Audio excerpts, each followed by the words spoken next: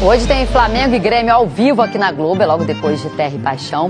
O Flamengo do Tite tá com 2 vitórias seguidas e nas 2 partidas o goleirão Rossi não levou gol. Pro Rossi do Flamengo, o momento é de esforço. Para cumprir a atual meta do time, a classificação direta para a fase de grupos da Libertadores. E para falar bem o português... A gente vai procurar, vai ganhar Libertadores. Se depois dá para lutar aí pelo título, bem-vindo seja. É assim. Esse finalzinho aí da frase ficou difícil de entender mesmo. O que tá ficando mais claro é que o goleiro tá agradando a chefia. Que bolão! Olha o Vermete! Segura Rossi!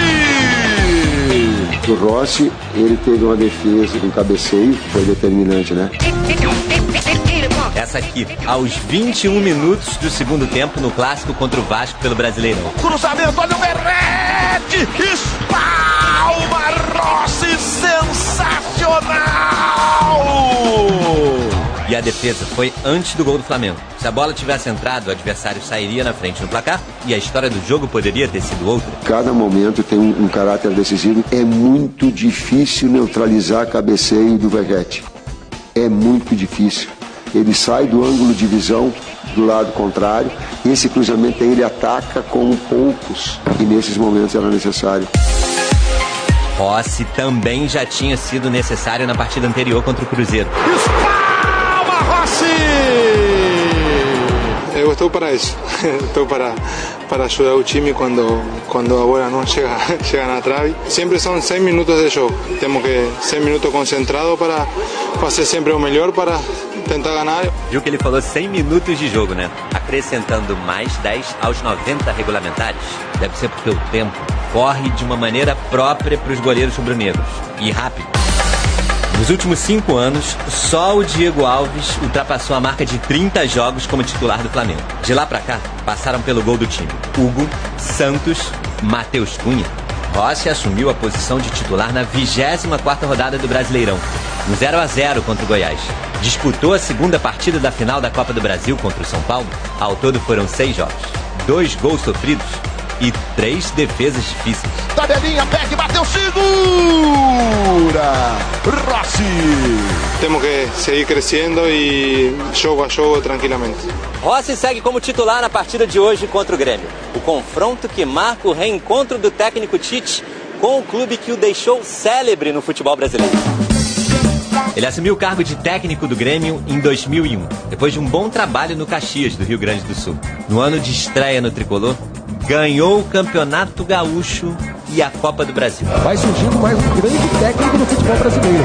Flamengo e Grêmio se enfrentam pela 4ª vez esse ano.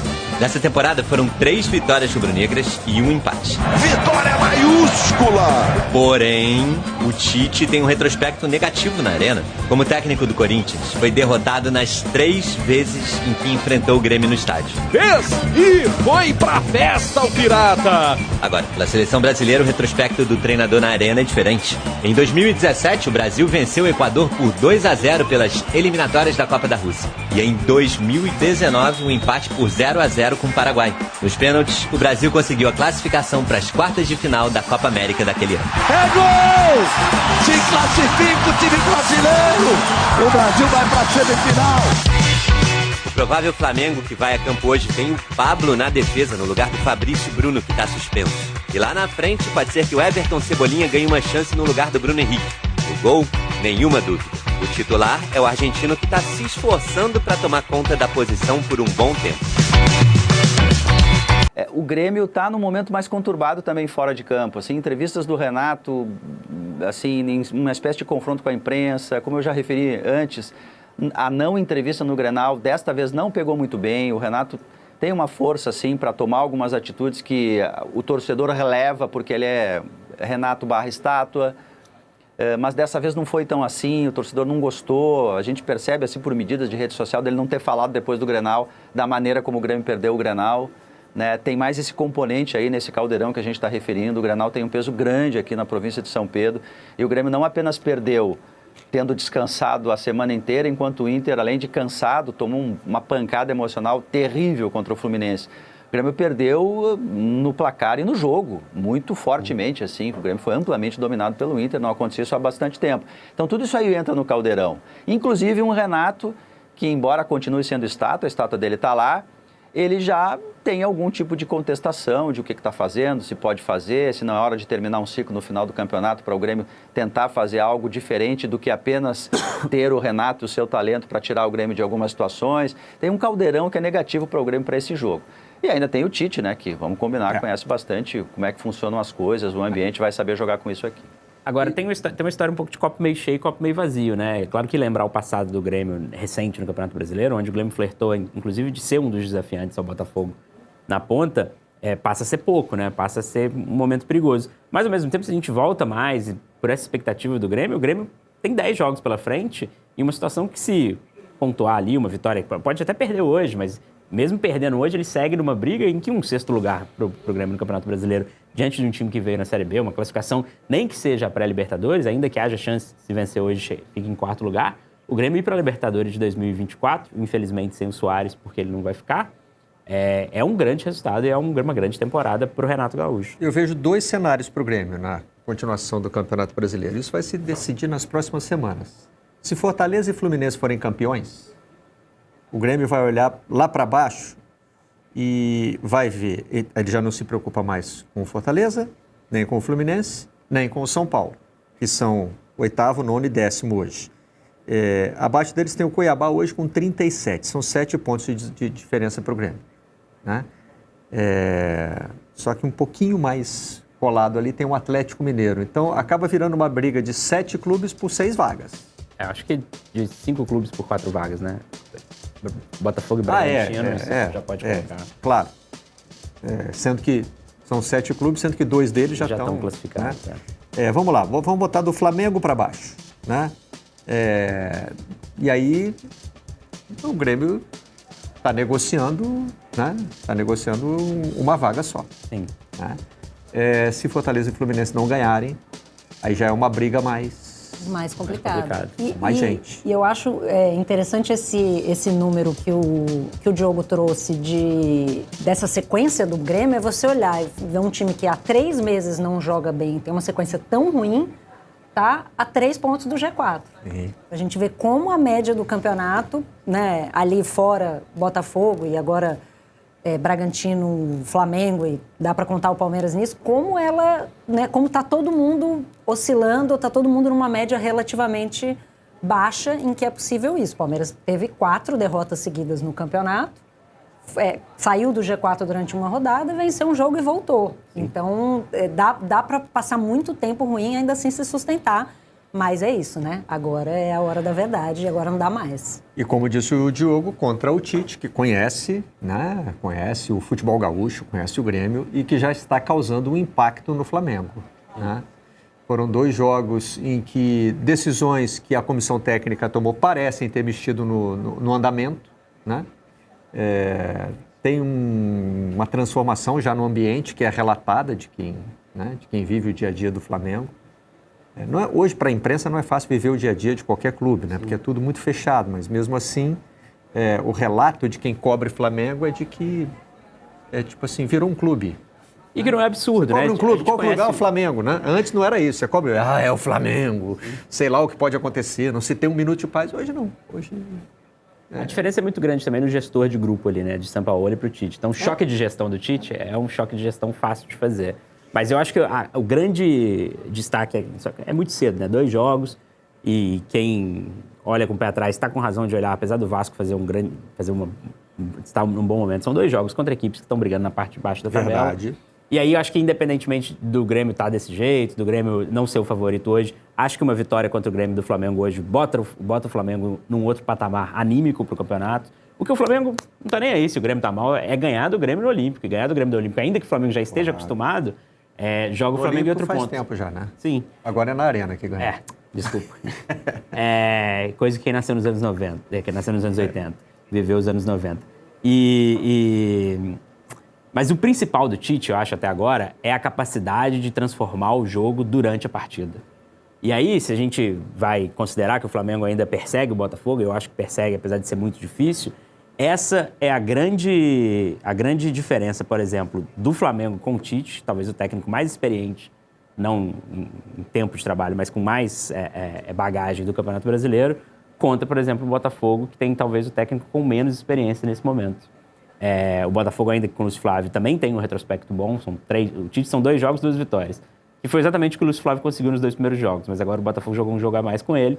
São 2 jogos e um empate.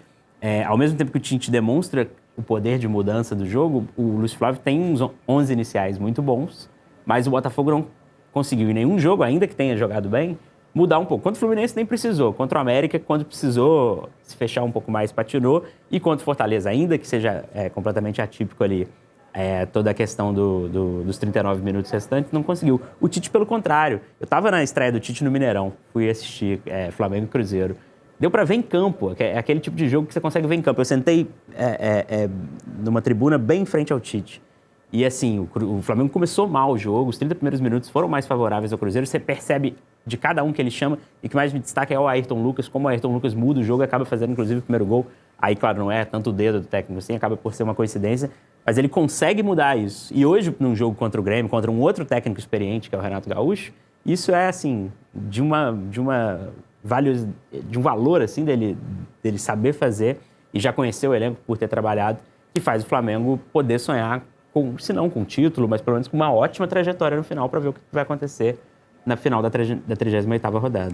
E o Flamengo, ele tem esse fator com a chegada do Tite, né? Quando houve essa mudança, a saída do Sampaoli, eu pensei exatamente isso. Falei, é o time com mais potencial reprimido e com um treinador capaz de utilizar esse potencial, porque além do conhecimento e da experiência enorme do Tite, né? O Tite foi campeão da Copa do Brasil com o Grêmio em 2001, né?